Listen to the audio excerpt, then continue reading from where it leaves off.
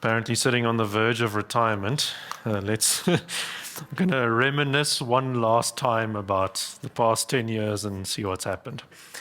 So I think this should be an interesting one. I'd also like to focus mostly on what I've seen and just like what we've seen as MWR here in South Africa among our client base. So not just the general review of security, but make it, personal, a bit closer to home as well. Right, so we're going to play sort of like a game of spot the difference. So kind of like those pictures you had as a kid that everyone used to like, where it's kind of the two versions of the same image with some slight differences. You got to look for them, circle them. Except in this case, we're going to have kind of two different networks. One is our network from 10 years ago, and one our modern network. We're going to look at those small differences, build it up as we go along, and then look at what has changed. So the idea that I have with this is basically, I think if we look at the difference between what things look like today and what they looked in the past, or let's say 10 or so years ago, if you look at what changed, why did it change, all those kinds of things, then that's where I think we can really learn something, we can draw some insights, and hopefully take something good away that we can take into the next 10 years that are lying ahead. Okay, so these are basically the four topics I'd want to cover today and specifically focus on. Obviously, there's a huge amount of topics we can cover. There's a lot of stuff I would have wanted to cover, but I had to draw the line somewhere. So these are just the ones I want to focus on today. And also, to be fair, it's going to be mostly like a Fast and Furious highlights reel, to be honest. Otherwise, we'll also be here the whole day. So there's just some specific things I'd like to emphasize. And obviously, if, we can always have a chat afterwards or over lunch if there's more things you'd like to talk about. But again, let me introduce you to our network from 10 years ago, which will be sort of our hypothetical starting point. So this is for our slightly adjusted game of Spot the Difference back in my day. Just a few different components highlighted here that will become important for our discussion, just some of the points that I want to highlight. Just briefly, it's obviously an on-prem network. It was 10 years ago, we had things like Outlook Web Access and Microsoft Link sitting on our perimeters, rather than being provided as services by Microsoft. You'll see we have a small, very gray VPN icon top left there. It's basically just because back then VPN definitely was a thing, but it was more like for the privileged few. Not everyone necessarily had access. Until COVID happened, and suddenly our clients didn't want us on site anymore, and then, rest is history. But we'll look at this network in a bit more detail as we go along. Okay, so, there we go. Right, so our first topic for today, we're going to look at cybersecurity incidents. So look at what real hacking has happened and basically how that changed and developed over the last 10 years. So there's probably one word we can use to kind of capture the main event here for the last 10 years. I'm sure you can all guess it. It's ransomware, as illustrated by our beautiful, highly technically accurate free stock photo. It's showing the whole process there. Okay, so I know that answer is pretty obvious and expected, but I do think there are some interesting things we can unpack if we just look at ransomware, how it's developed, and just the difference that it made after it came onto the scene. Okay, so first let's flick back to the 10 years ago part. What did things look like before this? What did those kinds of attacks look like? If you look at the sort of big high-profile attacks against large organizations, it was stuff like this. So generally we saw like these large, very sophisticated targeted attacks. They'd follow like a whole big, complicated attack chain. Starting by breaching the networks, the attackers would start moving around, eventually gain control over the network, maybe compromise things like AD, before finally actually going after their real target system and pulling off some crazy, impressive heist, like with the Central Bank of Bangladesh hike, where they stole millions of dollars and transferred it out of the SWIFT system, those kinds of things. Or even like the other example I found, there's lots more, of course, but like the Sony Pictures hack, where there, interestingly enough, we did actually see something going in the direction of destructive or disruptive attacks, a bit of extortion going on. So like there where the attackers intentionally disrupted computers and basically threatened Sony Pictures not to release the film, The Interview. So a similar kind of thing, just it's manual extortion rather than actual ransomware as software. But I think the thing here that was quite common here was like generally in a lot of these attacks, the attackers really had to know what they're doing. And they also generally had to be familiar enough with the company and what the company is doing and their systems in order to basically know how to disrupt them and how to pull off their attack. Or, for example, figure out how the Swift systems work so they can get the money out. Now, the contrast there obviously is with ransomware. Basically, who cares what the company even does, really? You just get on the network, compromise everything, drop your ransomware, call it a day, grab your Bitcoin, go home. Pretty simple like that. But then, obviously, ransomware came onto the scene. And I think the past 10 years is actually a pretty good timeline for just looking briefly at how ransomware came about and how it developed, which I think is quite interesting to look into. We do briefly have to go back a little bit further to actually 1989, which was apparently the first sort of like known or agreed upon case of where we had malware that encrypted user systems and demanded a payment, known as the AIDS Trojan. Definitely go look that up. It's a wild story. Even just the Wikipedia page is very interesting. But then about 10 years ago, actually, 2013 is when we saw CryptoLocker, probably the first kind of malware that we now know as modern ransomware. In 2014, sort of the years afterwards, we had a few CryptoLocker clones that came out. Basically, just developing the same concept further. And generally, these things targeted individual people. You get a phishing mail or whatever, however it's spread. It would encrypt your computer, demand a payment, and cryptocurrency or whatever the case was, and then so on. Then a few years later, in 2016, roundabouts, that's when we started seeing what became known as ransomware as a service.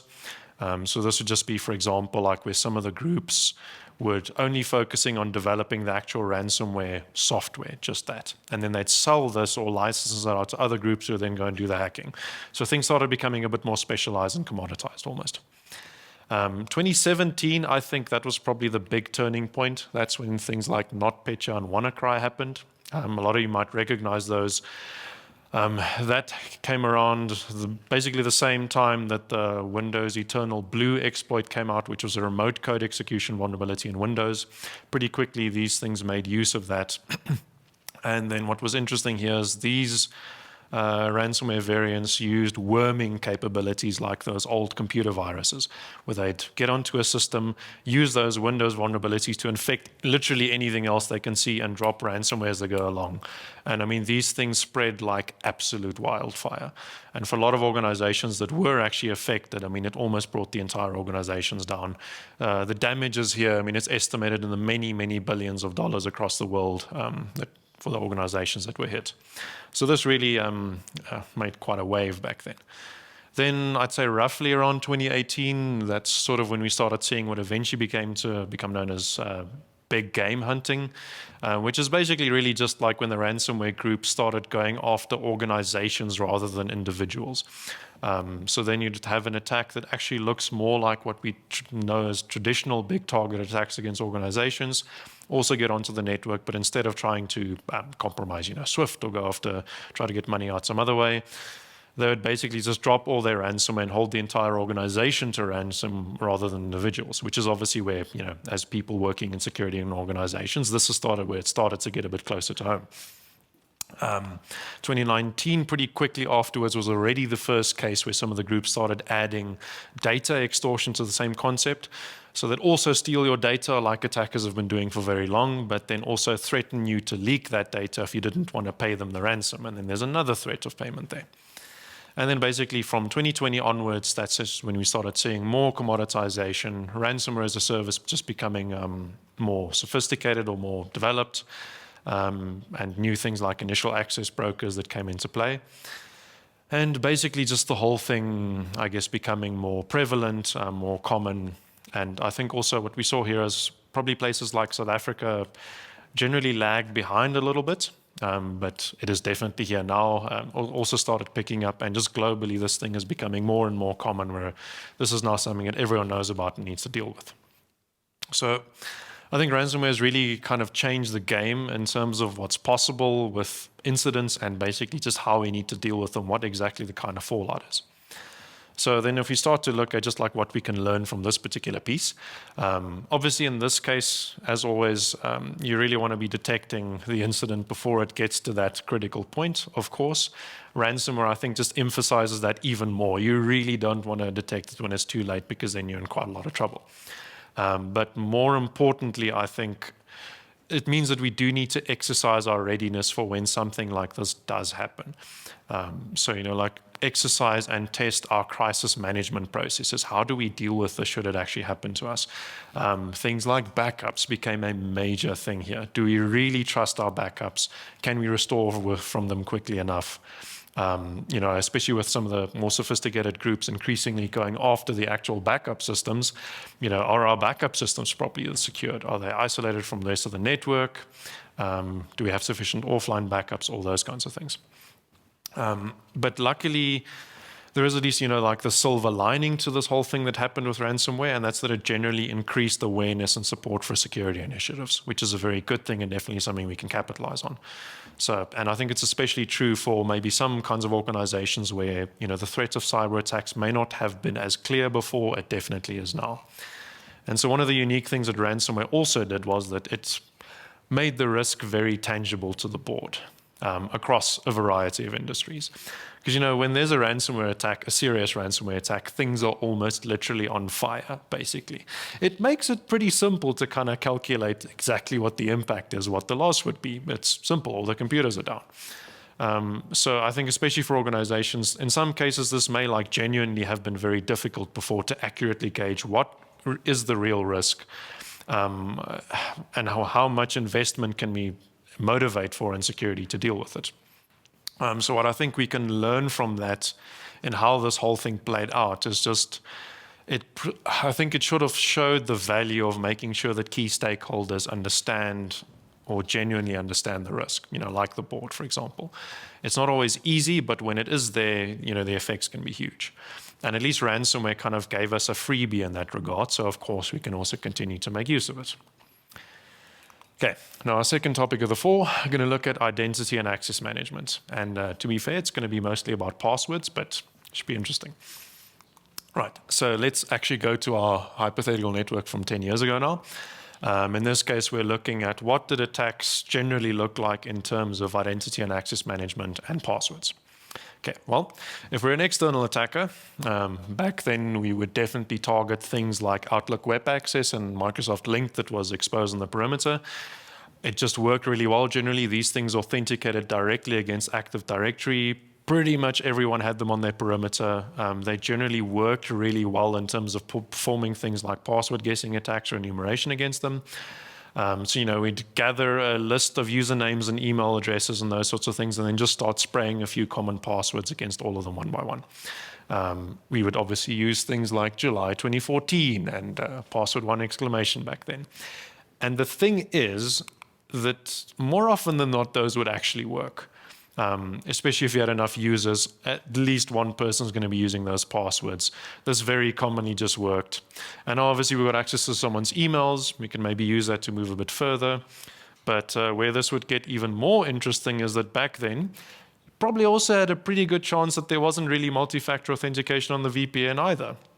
So as long as we got one of our users who did have access to the VPN, we could now just use our July 2014 password, log right into the VPN, and we get straight into the internal network really without too much trouble. Then once we're there, what we could probably expect to find is a whole lot of shared local admin passwords, usually set through something like group policy preferences and Active Directory, or maybe even just set directly in the golden images. But generally, this was pretty common.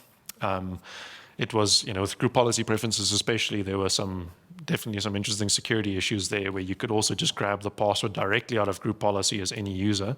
Or, worst case for the attack, you had to first compromise one machine and then just extract the local admin password. Could probably use it to compromise a whole bunch of other ones. Password management was quite difficult back then, or at least more so than now. Especially for the local accounts and service accounts. So this is something that was unfortunately quite common. Then lastly, something that I think also played a role is back then especially, it was very common to see a password policy with a minimum of 8 characters. It was rare to see more than that. Now, this isn't that bad, especially considering where we had come from before then. But basically, in the absence of other controls, this just meant that it was quite common to find a lot of fairly weak passwords around the environment. So if we look at this, putting all this together, I think putting together a few different kinds of attacks, like password guessing, exploiting password reuse, default passwords, all those things. If you combine them, then you could actually compromise quite a lot of different systems with them without really requiring any very complicated technical exploits. You could legitimately almost complete a full targeted attack chain all the way from an external perimeter breach, basically just purely relying on weak passwords and insecure password practices. Now, this is perhaps a pretty rough example, to be fair, but these kinds of things were genuinely not that uncommon back then. So luckily now we can ask, well, what has changed and what's improved? And the first thing is, obviously, what about the passwords themselves? Did they actually get better? Now, one thing we can look at is password length, or at least like the minimum password length requirements. This is actually something that I think has been quite good. We have been seeing these gradually creeping upwards, at least in internal environments, things like Active Directory. Minimum requirements of like 10 to 12 characters is a lot more common now, at least, and we've even seen higher minimums than that. And interestingly, I think we have also seen what the effects of that were.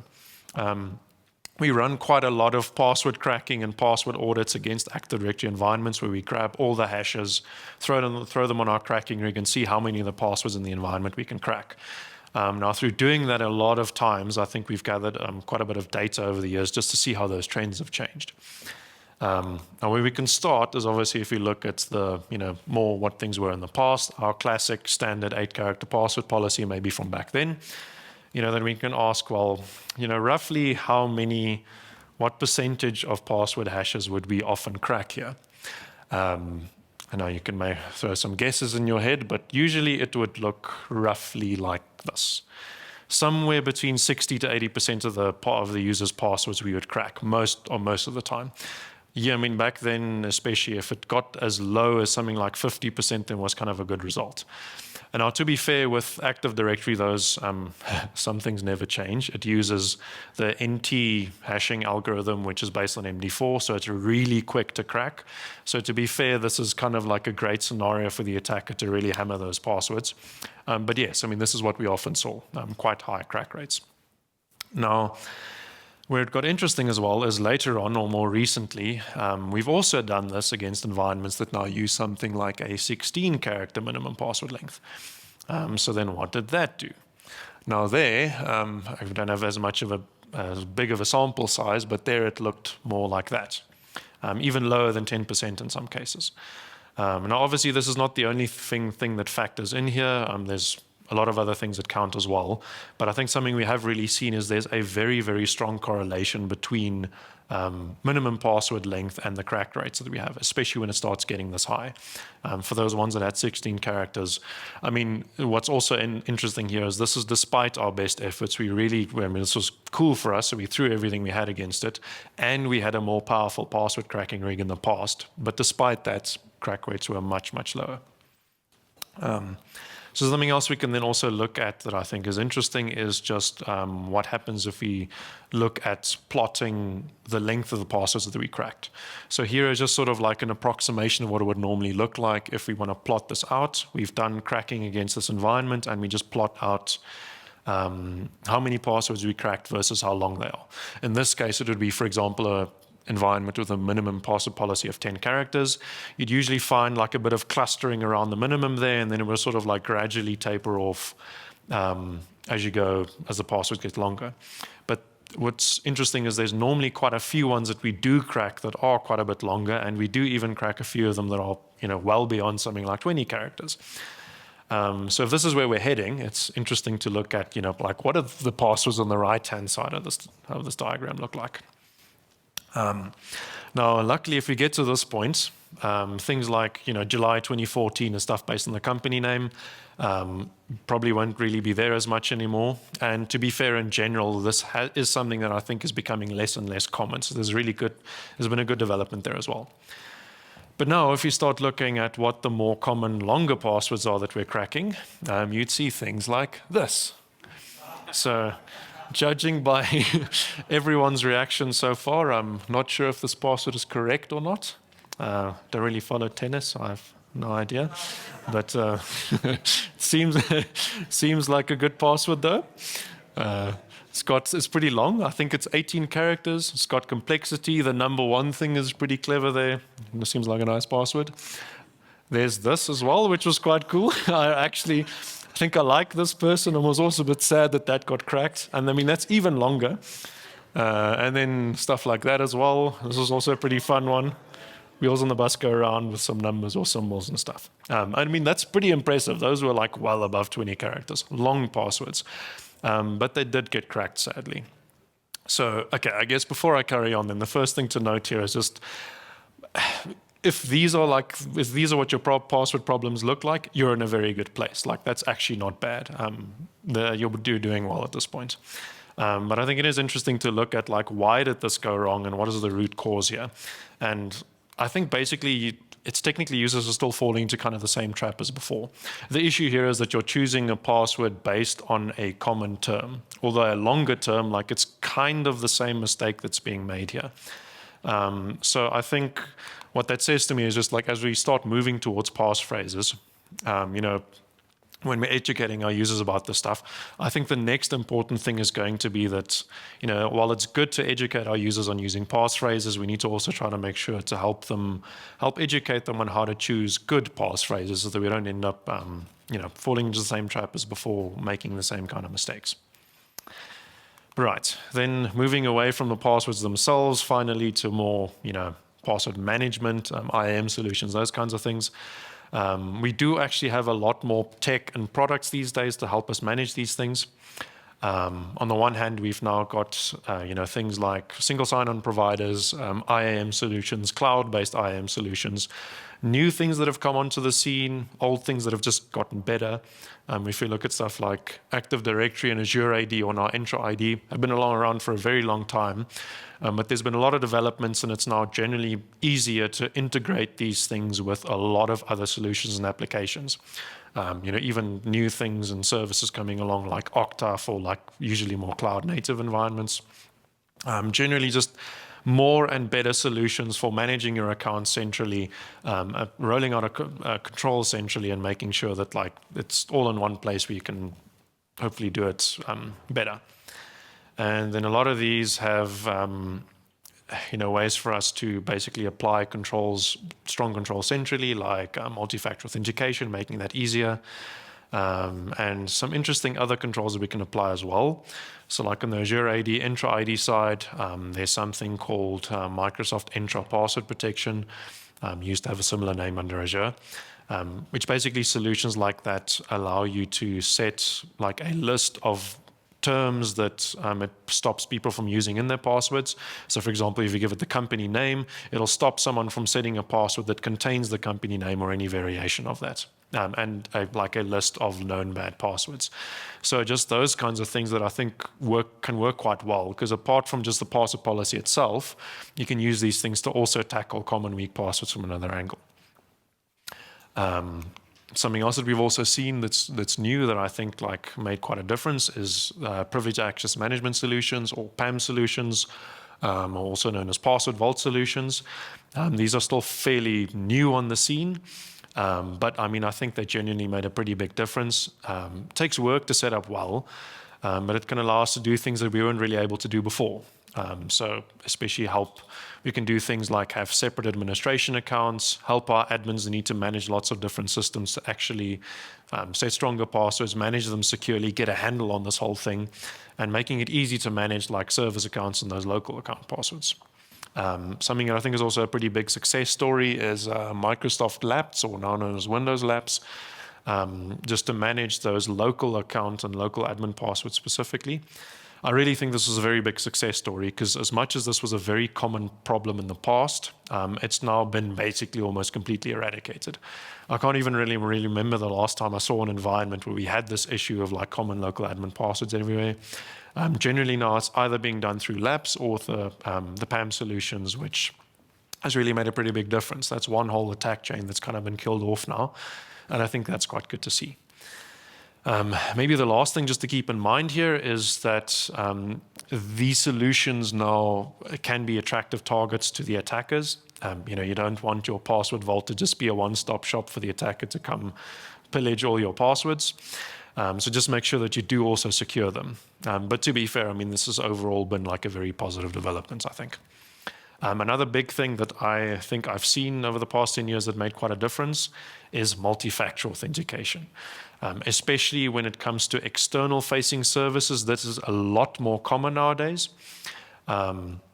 Whereas, maybe 10 years ago, it was fairly rare to see that. You see a lot of environments now where most of the services require multi-factor authentication, often thanks to things like our IAM solutions, things like Entra ID, where you can apply it in one place and just make sure everything relies on that for authentication. This, I think, has really made a very big difference, especially for external attacks. Even if you can outdo a successful password guessing attack, it's a lot harder to actually make use of that thing now if everything you're looking at as an external attacker needs MFA. So definitely something that's also made our red teams a bit harder, which is always a good sign. Okay, so basically if we go back to our modern network now, we can add that little block of MFA being there to secure our external services, and especially important things like our VPN especially. Okay, so what can we take away from this? Well, I think over the past 10 years in terms of IAM, we've seen a lot of new controls being introduced. We've seen certain things improving. We've seen controls maturing. And what I like is I think the problem has really been attacked from all the different angles. So the passwords themselves, I think generally have genuinely improved. We have new solutions for managing the passwords to make that better. And we have mitigating controls for when the passwords do fail and when they're not good, like multi-factor authentication. I think what's also nice to see here is that if any one of these things are implemented really well, it can already make a very big difference. Obviously, any combination of those is even more powerful. But yeah, I think also over the past 10 years, we've also seen quite a lot of different examples of organizations actually going ahead and doing one of these really well, sort of proving the concept, demonstrating how it can be done, ironing out the issues. So luckily, it's not like it's completely new territory anymore. We've got a path we can see that we can move forward towards and basically continue improving here.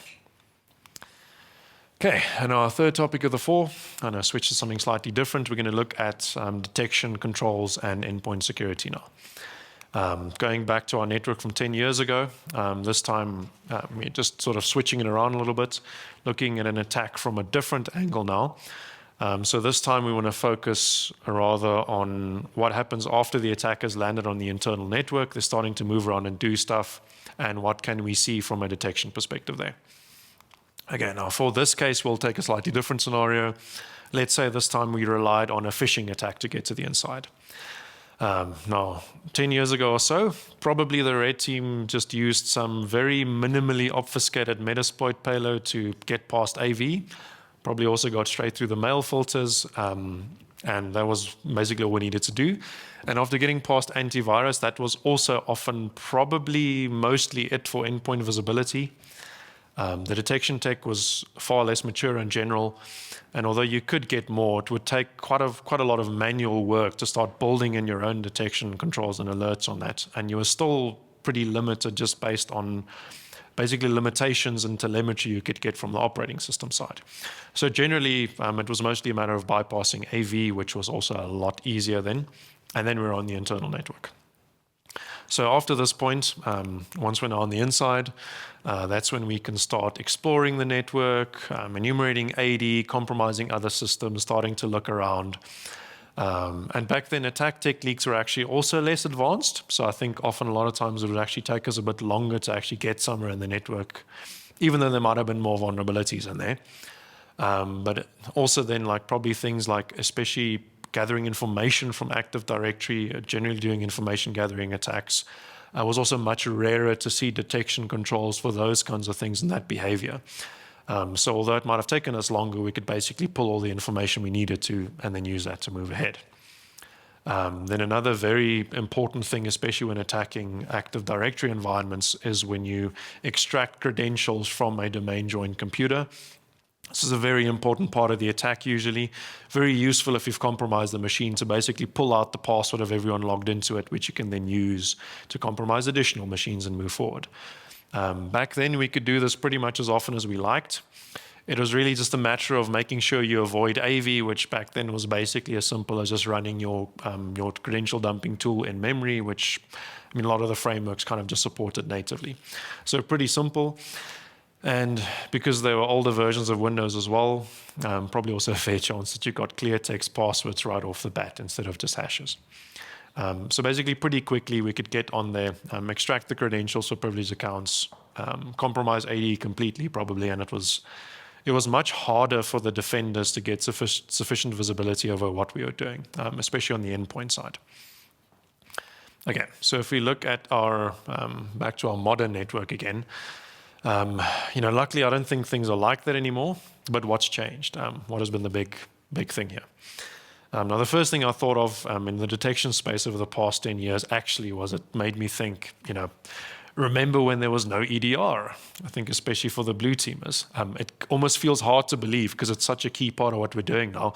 But it really only became a thing a few years ago, actually. And the capability took a few years to really get to where it is now.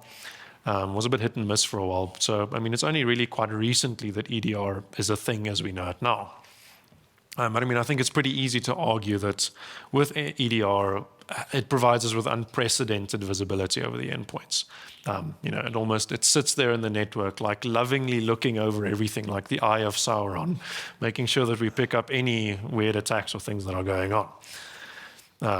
I also think what's quite useful about it is, as the solutions have matured quite a bit, they work well for a lot of different use cases. What I mean by that is, on the one hand, a lot of them now generally have really actually very good automated capabilities out of the box. Things like prevention controls that it just stops attacks, similar to what AV did in the past, and just generating alerts once again out of the box for a lot of common techniques. Now, obviously, this is you can't stop here. You do have to try to go beyond this point, but at least it gives us a very, very strong starting point, especially for smaller organizations, or maybe if we're still building up the security team, this gives us a pretty good base to start from. Then on the other hand, if we do have that strong team already that we want to push forward, they generally do also provide us with some really good capabilities and like out-of-the-box telemetry that we can use to build custom alerts, do advanced threat hunting, and basically push this thing further and essentially have it as, like a force multiplier for a really skilled team. So then, at this point, like with a modern EDR solution, all the accompanying controls, it's now genuinely become quite difficult to compromise an endpoint and perform malicious actions without the EDR or some sort of detection control knowing about it. It's still possible to avoid detection, but it takes a huge amount of work. You need very sophisticated tools and techniques, whereas I think it's, especially if you compare to what it used to be, really technically not that long ago. Back then we hardly even had to worry about these things. Main thing you're thinking about is the attacker, is just how do we avoid some of the prevention controls there? What are we actually going to exploit when you get there? Whereas now, especially if you look at something like our red teams, the part about how do we make sure we avoid the detection controls just absolutely dominates what we're doing and what we need to do to go forward, which is a good thing. Now, over this time, attacker tooling has obviously also improved quite a lot. It's actually over this time that we've seen a lot of commercial and open source command and control frameworks being introduced and developing quite a lot as well. Well-known ones like Cobalt Strike and also Mythic C2, for example, on the open source side. And a lot of these things are focused specifically on stealth and customizability to sort of help you counter the new and improved detection controls. Also, things that sort of make our lives as the attackers easier, ease of use features to allow it to operate more efficiently and more quickly. Along with that, it's sort of gone hand in hand with a lot of very significant advances in evasion techniques, just to support these things and make sure that you can kind of avoid the new controls from the detection solutions as they're being introduced. Tooling has improved generally for everything from evasion to post-exploitation activities as well. And basically what this came down to is we've now got a pretty intense cat and mouse game sort of between these frameworks and, the evasion techniques in general and, our EDR solutions and our detection controls. This is a slide directly from last year's briefing where we had Stephen talking about the evolution of Red Team, basically. So I think essentially this whole cat and mouse game has gotten very, very intense recently. Things change rapidly now.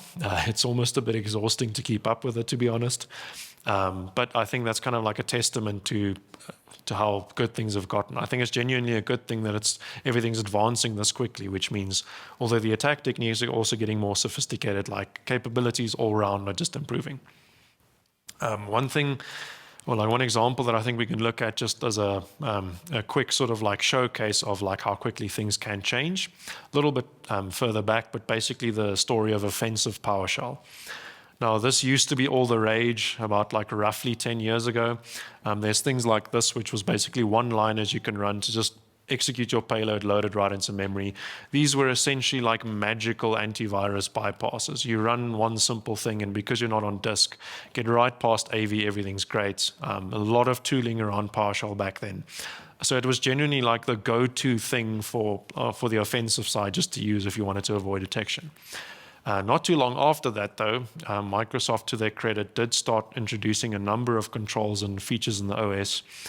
Stuff like the anti-malware scanning interface, event tracing for Windows or ETW, more PowerShell logging, all those kinds of things that they also provided for endpoint detection solutions to hook into. And essentially, this just increased the amount of telemetry that was available, also gave visibility over areas that we had no visibility of before. And then not too long afterwards, it was basically a case where this whole thing flipped completely upside down. If you so much as think about offensive PowerShell, you'd get an AV alert. It's not perfect, but I think it's significant that we went from something that was a go-to thing for the attackers versus something that now I have to think really, really carefully about if I do want to actually go and use this. So I think if we consider all these advances in the detection controls, I think there's been a pretty significant shift in the attacker-defender dynamic in that case. There was that old saying where the attacker only needs to find one hole, whereas the defenders need to stop everything. Now, I don't actually think that's strictly true anymore, or at least it's not the full picture. With these advancements in detection capabilities, I think we really can sort of, to some extent, flip the tables on the attacker and kind of create a scenario where we build like this minefield of alerts for them, where one wrong step on the attacker's side means that they get detected and thrown off the network. So I really think we can actually flip that around for them. And to be fair, I think this has certainly been true for our client base in general. We've experienced the effects of these kinds of things firsthand. Our red teams have genuinely gotten very tough, which is also a very good thing. Okay, so to wrap up on our detection side of things, I think over the past 10 years, we've seen the payoff of focusing on detection controls and adopting that assume breach principle. It's something that we as MWR and the industry in general used to push quite heavily 10 years ago to say that you kind of have to assume that your prevention controls will inevitably fail. It's going to be very, very expensive to get them absolutely to 100%. But we can probably get a lot more bang for our buck if we say, well, let's just focus on detecting the attacks and assume that the controls might fail. And we see that today. Like, prevention controls are still failing.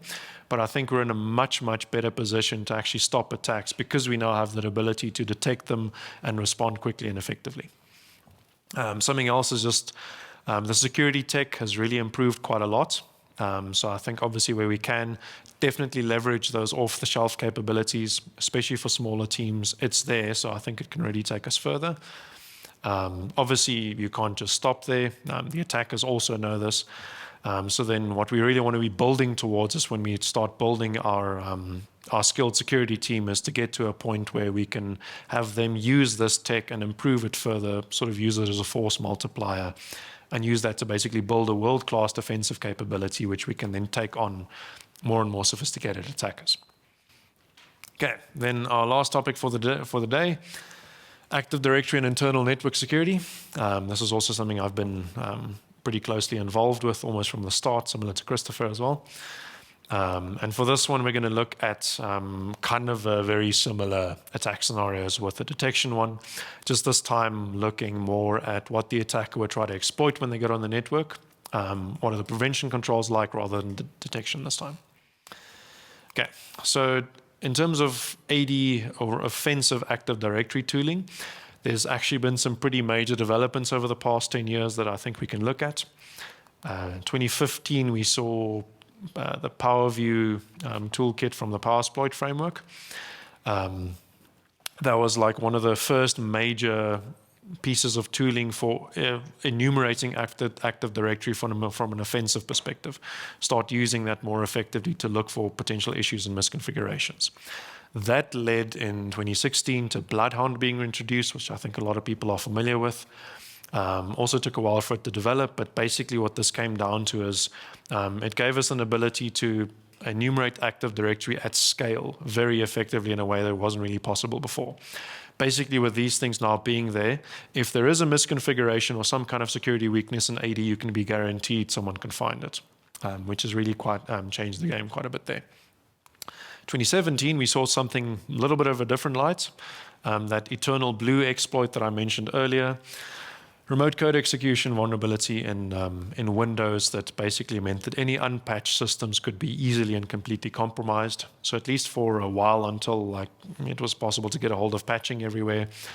This also created quite a lot of chaos if you could compromise the right machines there. Then just a year later in 2018, we had the spooler bug or the printer bug, which Christopher spoke about quite a lot earlier. And those are those relay attacks where, once again, if we're on the network as basically any user, we can do some relay attacks, probably compromise SCCM, leading pretty quickly to an AD compromise afterwards. A few years later, in 2021, researchers also from Spectre Ops released some research into Active Directory certificate services, the certified pre-owned white paper. Also kind of like a similar effect here where it was some very, very common misconfigurations that we generally saw everywhere, which allowed you as a regular user to impersonate pretty much anyone on the network and use that as almost like an instant AD compromise as well. Later in 2021 as well, that's when that Petit Potam tool came out that Christopher demonstrated, also just basically more techniques for doing those relay attacks. Finally, in 2023, that's when our own Christopher released Pixie Thief, which is just like another piece of tooling and obviously also kind of representative of a lot of other SCCM tooling as well. Just more ways of extracting credentials from places, starting as just like either not even having a user account or a low privileged user. So just a lot of different ways of basically going from zero to hero in a full AD compromise. We'll see what happens next. At the rate things are going now, I think it's probably not going to be too long before we start seeing something that's going to set AD on fire again a little bit. We'll see how it goes. But I mean, yeah, like most of the things on this slide are basically just new techniques that we have that we can try to use against environments to compromise AD entirely, starting from just like a general low privilege user starting point. I think what's significant there is just because of all of these different ways we can now try to do that. Although AD security has improved over the past 10 years, kind of in an upside down way, we now have more potential ways to compromise AD fully than we actually did 10 years ago. Obviously, especially if these things haven't been dealt with. But luckily, there have also been improvements, which we can look at on the defensive side. So going back to our modern network again. Firstly, on the AD side, it was actually about roughly 10 years ago when Microsoft introduced the Red Forest model, or ESAE. Implementing that whole thing was basically impossible, but there were some pretty good concepts in there. And I think a lot of organizations have been building on these concepts from back then and over time as well. A lot of things like AD account tiering, just generally good concepts like separate admin accounts, better separation of privileges, tighter control over admin privileges, protecting the admin accounts better. So obviously a lot of organizations have also run projects or done assessments with us to specifically go look at trying to identify specific security weaknesses in AD and then fixing them. So I think there's been a lot of work, a lot of good concepts coming in over the past 10 years that have at least improved things, especially from a privilege management perspective in AD. On the OS side as well, if we're looking at Windows, with the newer versions like Windows Server 2012 R2, brought in some more secure defaults, for example, to stop things like clear text passwords being stored in memory. Additional controls you could implement like those there. Similar with Windows 10 or 2016, or Server 2016 as well. More things like that, stuff like credential guard. Basically just additional controls you can implement on the OS that make it, any combination of these make it a lot harder to extract credentials from memory, which is also that key part of the attack against AD. And I think like if you put that together, if the privilege management is better, like reduce the impact of when a privileged account is compromised and use these things to make it harder to get hold of that account in the first place. So I think as long as we implemented at least some of these controls and dealt with those new issues that cropped up, like from that previous slide, I think we can easily have an AD environment that's significantly more hardened than things generally were 10 years ago. If we then just look at network security more generally now as well, a positive development that I think I've also seen is just that our external perimeters have generally become very hardened. It's quite rare for us now to just breach a network perimeter directly, or honestly even find a significant number of dangerous services exposed. This has generally improved quite a lot. I think it's just like hard work with vulnerability management that has really paid off over the years. And then on the internal network side as well, we've seen some gradual but pretty significant improvements in the network segregation controls on the inside.